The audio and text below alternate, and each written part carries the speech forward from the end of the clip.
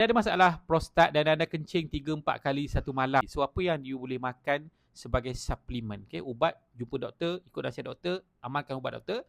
Tapi sebagai pemakanan, apa yang kita boleh makan? Okay, first kali klik follow, lepas tu komen prostat.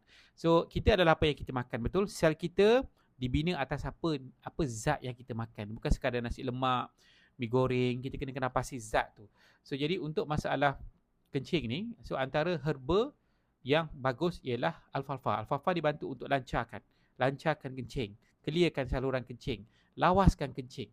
Yang kedua ialah omega. Omega dibantu untuk kekuatan otot. Selain pada dikontrol, dibantu untuk keradangan radang ataupun bengkak prostat, dibantu untuk kekuatan otot. Kan kita nak tahan, kita nak tekan kan kita punya kelajuan kencing itu perlu kepada kekuatan otot. So jadi nak dapatkan 2 ataupun lebih produk untuk masalah kencing tak lawas ataupun prostat, boleh klik dekat link bio saya. Terima kasih.